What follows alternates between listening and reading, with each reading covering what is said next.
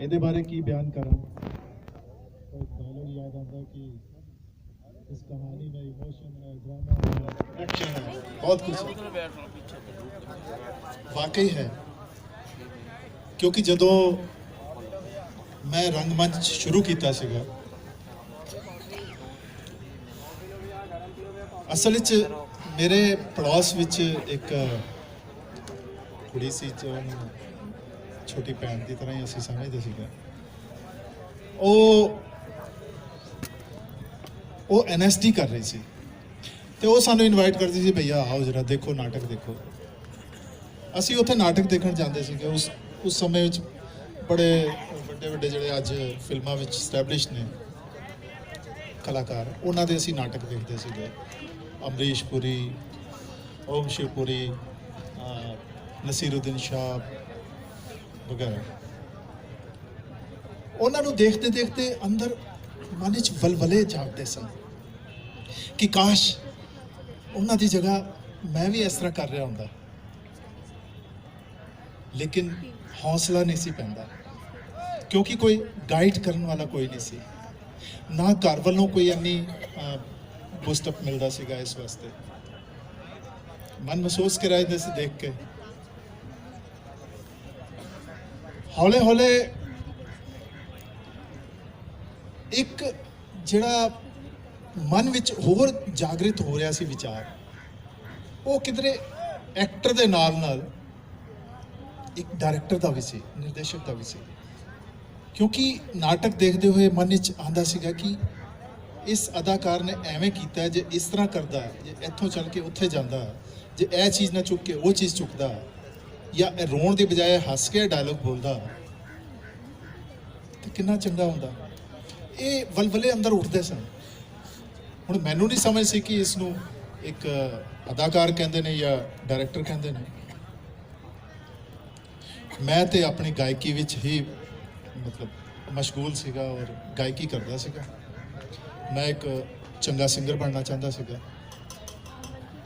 ਸਨ 1985 ਦੀ ਗੱਲ ਹੈ ਕਿ ਜਿਸ ਟਾਈਮ ਪੰਜਾਬੀ ਅਕੈਡਮੀ ਬੇਲਾ ਰੋਡ ਤੇ ਹੋਇਆ ਕਰਦੀ ਸੀਗੀ, ਕਸ਼ਮੀਰੀ ਗੇਟ, ਉੱਥੇ ਪਤਰਾ ਸਾਹਿਬ ਉਹਨਾਂ ਨੇ ਮੈਨੂੰ ਬੁਲਾਇਆ ਉੱਥੇ ਕਿ ਤੂੰ ਇੱਥੇ ਆ। ਉਹਨਾਂ ਨੇ ਮੈਨੂੰ ਇੰਟਰੋਡਿਊਸ ਕਰਵਾਇਆ ਉੱਥੇ। ਤੇ ਉਸ ਟਾਈਮ ਪੰਜਾਬੀ ਅਕੈਡਮੀ ਨੇ ਇੱਕ ਯੂਥ ਵਿੰਗ ਬਣਾਇਆ ਸੀਗਾ, ਜਿਹਦੇ ਵਿੱਚ ਨੌਜਵਾਨ ਜਿਹੜੇ ਉੱਭਰ ਰਹੇ ਕਲਾਕਾਰ ਜਾਂ ਪੁੰਗਰ ਦੇ ਕਲਾਕਾਰ, ਉਹਨਾਂ ਨੂੰ ਮਤਲਬ ਇੱਕ ਸਟੇਜ ਦੇਣੀ ਸੀਗੀ। ਮੈਂ ਬਣਾ ਤਾਂ ਗਿਆ ਸੀ ਉੱਥੇ ਅਦਾਕਾਰ, ਲੇਕਿਨ ਉਹਨਾਂ ਨੇ ਕਿਹਾ ਜੀ ਪਹਿਲਾ ਪ੍ਰੋਗਰਾਮ ਤੁਸੀਂ ਕਰੋਗੇ ਸਿੰਗਿੰਗ ਦਾ। ਤੇ ਪਹਿਲਾ ਪ੍ਰੋਗਰਾਮ ਉਹਨਾਂ ਨੇ ਰੱਖਿਆ ਸ਼ਿਵ ਕੁਮਾਰ ਬਟਾਲਵੀ ਦੀ ਯਾਦ ਵਿੱਚ, ਜਿਹਦੇ ਵਿੱਚ ਮੈਨੂੰ ਗਜ਼ਲਾਂ ਗਾਉਣ ਦਾ ਮੌਕਾ ਮਿਲਿਆ। ਮੇਰਾ ਉੱਥੇ ਗਾਇਕੀ ਦਾ ਸਫ਼ਰ ਸ਼ੁਰੂ ਹੋ ਗਿਆ। ਇੱਕ ਸਾਲ ਮਗਰੋਂ ਹੀ ਪੰਜਾਬੀ ਅਕੈਡਮੀ ਦੇ ਯੂਥ ਵਿੰਗ ਨੇ ਹੀ ਇੱਕ ਨਾਟਕ ਕਰਵਾਇਆ, ਸੋਹਣੀ ਮਹਿਵਾਲ। ਦਲਜੀਤ ਸਿੰਘ ਉਸ ਦੇ ਡਾਇਰੈਕਟਰ ਸਨ। ਮੈਂ ਉਹਨਾਂ ਕੋਲ ਗਿਆ, ਮੈਂ ਕਿਹਾ ਜੀ ਮੈਂ ਵੀ ਕਰਨਾ ਨਾਟਕ, ਕਿਉਂਕਿ ਮੇਰੀ ਤੀਬਰ ਇੱਛਾ ਸੀਗੀ। ਉਹ ਕਹਿਣ ਲੱਗੇ ਠੀਕ ਹੈ ਕਰੋ। ਮੈਂ ਉਹਨਾਂ ਦੇ ਨਾਲ ਨਾਟਕ ਕੀਤਾ। ਉਸ ਤੋਂ ਬਾਅਦ ਫਿਰ ਮੈਂ ਖੁਦ ਬਾਹਰ ਦੇ ਕਲਾਕਾਰਾਂ ਨੂੰ ਲੈ ਕੇ ਤੇ ਆਪਣਾ ਇੱਕ ਨਾਟਕ ਤਿਆਰ ਕਰਨਾ ਸ਼ੁਰੂ ਕੀਤਾ, ਗੁਰਚਰਨ ਸਿੰਘ ਜਸੂਜਾ ਦਾ ਕੰਧਾਂ ਰੇਤ ਦੀਆਂ। ਉਹ ਨਾਟਕ ਤਿਆਰ ਕਰ ਰਿਹਾ ਸੀ ਤੇ ਮੈਂ ਪੰਜਾਬੀ ਅਕੈਡਮੀ ਵਿੱਚ ਮਦਦ ਲੈਣ ਵਾਸਤੇ ਉਹਨਾਂ ਕੋਲ ਗਿਆ। ਉੱਥੇ HB ਸਿੰਘ ਸਾਹਿਬ ਬੈਠੇ ਸਨ ਤੇ ਉਹਨਾਂ ਨੇ ਕਿਹਾ ਕਿ ਚਲੋ ਆਪਣੀ ਰਿਹਰਸਲ ਦਿਖਾਓ। ਉਹਨਾਂ ਨੇ ਮੇਰੀ ਰਿਹਰਸਲ ਦੇਖੀ ਤੇ ਉਹਨਾਂ ਨੂੰ ਇੰਨਾ ਮਤਲਬ ਚੰਗਾ ਲੱਗਿਆ ਹੋਣਾ, ਤੇ ਉਹਨਾਂ ਨੇ ਕਿਹਾ ਜੀ ਠੀਕ ਹੈ, ਨਾਟਕ ਤੁਸੀਂ ਪੰਜਾਬੀ ਅਕੈਡਮੀ ਵਾਸਤੇ ਕਰੋ। ਸੋ ਜਿੱਥੇ ਮੈਂ ਪੈਸਾ ਲਗਾਉਣਾ ਸੀਗਾ, ਉੱਥੇ ਪੰਜਾਬੀ ਅਕੈਡਮੀ ਨੇ ਮੈਨੂੰ ਖੁਦ ਆਫਰ ਦੇ ਦਿੱਤੀ ਔਰ ਉਹ ਨਾਟਕ ਹੋਇਆ। ਰੱਬੋਂ ਚੰਗਾ ਹੋ ਗਿਆ। ਚਲੋ ਜੀ, ਇੱਕ ਪੰਜਾਬੀ ਵਿੱਚ ਇੱਕ ਥੀਏਟਰ ਡਾਇਰੈਕਟਰ ਹੋਰ ਪੈਦਾ ਹੋ ਗਿਆ।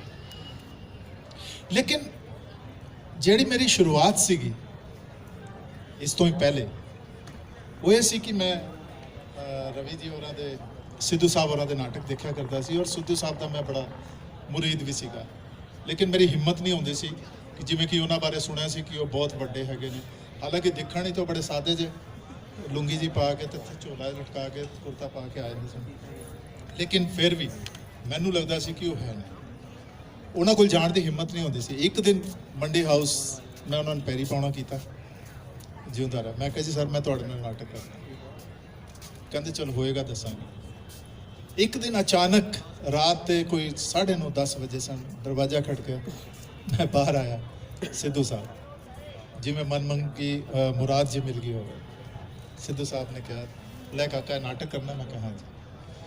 ਚਲੋ ਜੀ ਉਹ ਨਾਟਕ ਉਹਨਾਂ ਨਾਲ ਸ਼ੁਰੂ ਕਰਤਾ। ਉਹ ਸਫ਼ਰ ਉਦੋਂ ਸ਼ੁਰੂ ਹੋਇਆ ਸੀ ਜਿਹੜਾ ਕਿ ਉਹਨਾਂ ਦੇ ਅੰਤ ਤੱਕ ਚੱਲਦਾ ਰਿਹਾ ਸਫ਼ਰ। ਉਸ ਤੋਂ ਬਾਅਦ ਵੀ ਚੱਲਦਾ ਰਿਹਾ। ਰਵੀ ਨਾਲ ਉਸ ਗਰੁੱਪ ਵਿੱਚ ਜਾਂ ਉਸ ਘਰ ਵਿੱਚ ਇੱਕ ਸਿੱਧੂ ਸਾਹਿਬ ਤੇ ਇੱਕ ਮਾਤਾ ਗਿਆਨ ਕੌਰ ਸਿੱਧੂ, ਜਿਨ੍ਹਾਂ ਦਾ ਸਾਥ ਉੱਥੇ ਹੀ ਨਹੀਂ ਮਿਲਿਆ। ਮੈਂ ਜਦੋਂ ਆਪਣੇ ਪਰਸਨਲ ਤੌਰ ਤੇ ਨਾਟਕ ਕਰਦਾ ਸੀਗਾ ਤੇ ਉਹਨਾਂ ਦਾ ਭਰਪੂਰ ਸਾਥ ਹੁੰਦਾ ਸੀਗਾ। ਸੋ ਜਦੋਂ ਸ਼ੁਰੂਆਤ ਕੀਤੀ ਸੀ ਤੇ ਨਾਟਕਾਂ ਵਿੱਚ ਪੈਸੇ ਨਹੀਂ ਹੈਗੇ, ਜਗ ਜਾਣਦਾ। ਘਰ ਵਿੱਚ ਅਵਾਰਡਸ ਪਏ ਨੇ, ਸਰਟੀਫਿਕੇਟ ਪਏ ਨੇ।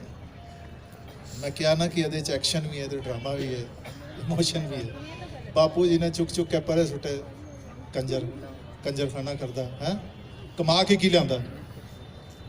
ਸੋ ਇਹ ਕਹਾਣੀ ਸਿਰਫ ਮੇਰੇ ਨਾਲ ਨਹੀਂ ਹੈ, ਇਹ ਤਕਰੀਬਨ ਜਿਹੜੇ ਥੀਏਟਰ ਕਰਦੇ ਨੇ ਜਾਂ ਇਸ ਰਾਹ ਤੇ ਚੱਲ ਰਹੇ ਨੇ ਉਹਨਾਂ ਸਭਨਾਂ ਦੀ ਇਹ ਕਹਾਣੀ ਹੈਗੀ ਹੈ। ਤੇ ਮੈਂ ਆਪਣੇ ਜਿਹੜੇ ਨੌਜਵਾਨ ਵੀਰ ਨੇ ਜਿਹੜੇ ਹੁਣ ਥੀਏਟਰ ਵਿੱਚ ਆ ਰਹੇ ਨੇ, ਮੈਂ ਉਹਨਾਂ ਨੇ ਹੌਸਲਾ ਦੇਣਾ ਚਾਹੁੰਦਾ ਹਾਂ ਕਿ ਇਹਨਾਂ ਚੀਜ਼ਾਂ ਤੋਂ ਨਿਕਲ ਕੇ ਤੁਸੀਂ ਸੋਨਾ ਬਣੋਗੇ। ਮੇਰੇ ਇੱਕ ਮਿੱਤਰ ਬੈਠਣ ਪਿੱਛੇ ਯਾਕੂਬ ਗੌਰੀ, ਇੱਕ ਦਿਨ ਦੀ ਗੱਲ ਹੈ, ਅਸੀਂ ਨਾਟਕ ਦੀ ਰਿਹਰਸਲ ਕਰਕੇ ਘਰ ਜਾ ਰਹੇ ਸੀ ਜਮਨਾ ਪਾਰ, ਤੇ ਯਾਕੂਬ ਜੀ ਮੇਰੇ ਨਾਲ, ਮੈਂ ਕਹਿੰਦੇ ਚਲੋ, ਮੈਂ ਕਿਹਾ ਚਲੋ ਉਧਰ ਮੇਰੇ ਨਾਲ ਸੋਣਾ। ਤੇ ਰਸਤੇ ਵਿੱਚ ਵਿਕਾਸ ਮਾਰਗ ਤੇ ਹੁਣ ਤੇ ਸਿੱਧਾ ਰਸਤਾ, ਪਹਿਲੇ ਇੱਕ ਚੁੰਗੀ ਜੀ ਪੈਂਦੀ ਸੀ ਤੇ ਚੁੰਗੀ ਤੇ ਪੁਲਿਸ ਵਾਲੇ ਬੈਠੇ ਹੁੰਦੇ ਸਨ, ਰਾਤੀ ਦੇਰ ਸਵੇਰ ਆਉਣ ਵਾਲਿਆਂ ਨੂੰ ਰੋਕਦੇ ਸਨ ਤੇ ਪੈਸੇ ਵੈਸੇ ਝਾੜਦੇ ਸਨ। ਤੇ ਮੈਂ 2 ਵੀਲਰ ਚਲਾ ਰਿਹਾ ਸੀ, ਯਾਕੂਬ ਪਿੱਛੇ ਬੈਠੇ ਸਨ। ਉਹ ਪੁਲਿਸ ਵਾਲੇ ਨੇ ਰੋਕ ਲਿਆ। ਹਾਂ ਵੀ ਸਾਡੇ ਕੋਲ ਲਾਇਸੈਂਸ ਵਗੈਰਾ ਤਾਂ ਕਦੇ ਹੁੰਦਾ ਹੀ ਨਹੀਂ ਸੀ ਕਦੀ। ਕਹਿੰਦਾ ਹਾਂ ਜੀ ਕहाँ ਜਾ ਰਹੇ ਹੋ? ਮੈਂ ਕਿਹਾ घर ਜਾ ਰਹੇ ਹਾਂ, ਰਿਹਰਸਲ ਕਰਕੇ ਆਏ ਹਾਂ। ਕਹਿੰਦਾ ਲਓ ਪੈਸੇ। ਉਹ 100 ਰੁਪਏ ਮੰਗ ਰਿਹਾ ਸੀਗਾ। ਮੈਂ ਕਿਹਾ ਭਾਈ ਮੈਂ ਤਾਂ ਇੱਕ ਥੀਏਟਰ ਵਾਲਾ ਬੰਦਾ ਹਾਂ, ਮੈਂ ਇੱਕ ਅਦਾਕਾਰ ਹਾਂ, ਮੈਂ ਨਾਟਕ ਕਰਦਾ ਹਾਂ, नाटक करने वाले को पैसे कितने होते हैं यार? कहता अच्छा वो तुम्हारा साथी जो है उससे मांग लो। मैं क्या, वो तो मेरे भी पुराना नाटककार है भाई। सो साढ़े नाटक करने वाले का ये हाल होता है। कई बारी सानू घरों दी पैदल जाना पैंदा सीगा मंडी हाउस शंकर मार्केट रिहर्सल करने वास्ते। ये कोई मतलब एक मैं दस के कोई बड़ी वड्डी गल नहीं कर रहा, क्योंकि ये तकरीबन लोगों नाल होंदा है और अगों भी जेड़े कर रहे हैं उन्हां नाल हो सकता है, लेकिन अपना हौसला कायम रखना। चंगे दिन भी आते हैं। 1986 ਦੇ ਵਿੱਚ 1996 ਦੇ ਵਿੱਚ ਇੱਕ ਫਿਲਮ ਕਰਨ ਦਾ ਮੌਕਾ ਮਿਲਿਆ, ਲੇਕਿਨ ਐਜ਼ ਐਨ ਅਸਿਸਟੈਂਟ ਡਾਇਰੈਕਟਰ ਮੈਂ ਬਹੁਤ ਖੁਸ਼ ਸੀ। ਮੇਰੇ ਇੱਕ ਦੋਸਤ ਇੱਥੇ ਆਏ ਸਨ ਕਾਸਟਿੰਗ ਕਰਨ ਵਾਸਤੇ, ਤੇ ਮੈਂ ਉਹਨਾਂ ਦੀ ਪੂਰੀ ਹੈਲਪ ਕਰ ਰਿਹਾ ਸੀ। ਕਾਸਟਿੰਗ ਕਰਵਾਈ ਸੀ ਡਾਕਟਰ ਸਾਹਿਬ, ਔਰ ਮੈਂ ਉਹਨੂੰ ਨਹੀਂ ਪੁੱਛਿਆ, ਉਹ ਐਸੋਸੀਏਟ ਡਾਇਰੈਕਟਰ ਸੀ, ਮੈਂ ਉਹਨੂੰ ਨਹੀਂ ਪੁੱਛਿਆ ਕਿ ਮੇਰੇ ਵਾਸਤੇ ਕੀ ਕੰਮ ਹੈਗਾ, ਕਿਉਂਕਿ ਮੈਂ ਸਮਝਦਾ ਸੀਗਾ कि अगर इनू पता है कि मैं अदाकार हाँ, अगर मेरे वास्ते काम होएगा तो आप ही दस देगा, तो जो नहीं दस रहा तो इसका मतलब मेरा खैर खुआ नहीं है, तो खैर खुआ नहीं है तो फिर कहने का फायदा की है। सो उन्हें नहीं दसिया मैंने। लेकिन जदों फिल्म का शेड्यूल सीगा वो 1 जनवरी तो स्टार्ट सी फिल्म, 31 दिसंबर को मैं दिल्ली आया वापस चंडीगढ़ तो, और 31 दिसंबर को दोपहर मंडी हाउस गया तो वो मैंने लभ रहा ਸੀ, कह रहे सी तुसी इस फिल्म का असिस्टेंट डायरैक्टर हो। कितनी मौज लग गई। वो फिल्म की जी सरफरोश आमिर खान का, वो मेरा एक बहुत चंगा सफ़र सी और एक्सपीरियंस लिया। इदा एक चीज़ मैं अपने नौजवान साथियों को होर भी कहांगा कि मन विच गुमान कदी ना लिया। मैं उदों की गल कर रहा जो 5-6 नाटक मैं कर चुका सीगा और समझ रहा सी कि हाँ मैनू हुण कुछ आंदा या मेरी कुछ पहचान बन रही है। एक डायरैक्टर सन हुण ते जर्मनी ने कमल विद्रोही साहब, ਕਮਲ ਵਿਦਰੋਹੀ ਸਾਹਿਬ ਆਏ ਹੋਏ ਸਨ ਉੱਥੇ, ਤੇ ਉਹਨਾਂ ਦਿਨਾਂ ਵਿੱਚ ਮੈਂ ਉਹਨਾਂ ਦਾ ਵੀ ਬੜਾ ਮੁਰੀਦ ਸੀ, ਉਹਨਾਂ ਦੇ ਬੜੇ ਚੰਗੇ ਨਾਟਕ ਸਨ, ਤੇ ਮੇਰੀ ਬੜੀ ਤੀਵਰ ਇੱਛਾ ਸੀ ਕਿ ਉਹਨਾਂ ਨਾਲ ਕੰਮ ਕਰਾਂ, ਕਿਉਂਕਿ ਉਹਨਾਂ ਦੇ ਨਾ ਉਹਨਾਂ ਦੇ ਨਾਟਕਾਂ ਦੀ ਬਲੌਕਿੰਗ ਜਿਹੜੀ ਹੁੰਦੀ ਸੀ ਬਹੁਤ ਜ਼ਬਰਦਸਤ ਹੁੰਦੀ ਸੀ। ਹਾਂਜੀ, ਸੋ ਮੈਂ ਉਹਨਾਂ ਨਾਲ ਕੰਮ ਕਰਨਾ ਚਾਹੁੰਦਾ ਸੀ, ਤੇ ਮੈਂ ਉਹਨਾਂ ਕੋਲ ਗਿਆ, ਮੈਂ ਕਿਹਾ ਜੀ ਭਾਜੀ ਮੈਂ ਤੁਹਾਡੇ ਨਾਲ ਕੰਮ ਕਰਨਾ ਹੈਗਾ। ਉਹ ਕੁਰਸੀ ਤੇ ਬੈਠੇ ਸਨ, ਮੈਂ ਥੱਲੇ ਬੈਠ ਗਿਆ, ਮੈਂ ਕਿਹਾ ਜੀ ਕੰਮ ਕਰਨਾ। ਕਹਿੰਦੇ ਕਾਕਾ ਤੂੰ ਪਹਿਲੇ ਕੁਝ ਕੀਤਾ? ਵਾਹ ਹਾਂ ਜੀ 5-6 ਨਾਟਕ ਮੈਂ ਕੀਤੇ ਹੋਏ ਨੇ।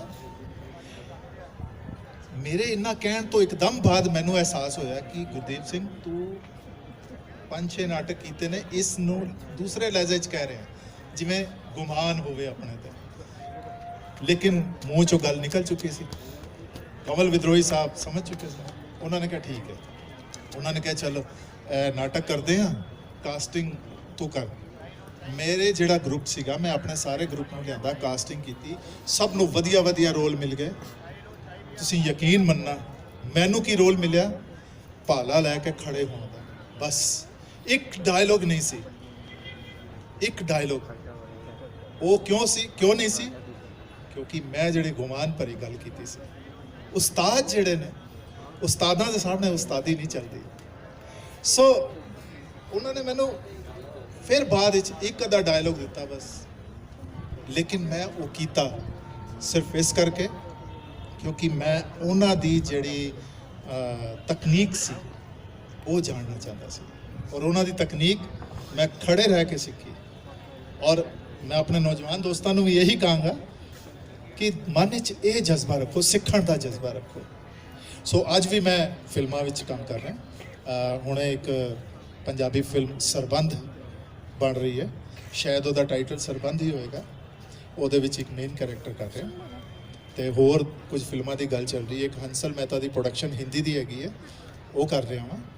ਸੋ ਮੇਰਾ ਹੁਣ ਫਿਲਮੀ ਸਫ਼ਰ ਸ਼ੁਰੂ ਹੋ ਗਿਆ। ਮੈਂ ਇਹਨਾਂ ਗੱਲਾਂ ਨਾਲ ਇਹ ਮਾਈਕ ਫਿਰ ਡਾਕਟਰ ਸਾਹਿਬ ਨੂੰ ਦੇਣਾ ਵਾ। ਆਪ ਸਭ ਦਾ ਧੰਨਵਾਦ। ਮਕਨਾ ਜੀ ਤੇ ਸ਼ੇਰਾ ਜੀ, ਅਸੀਂ ਦੋ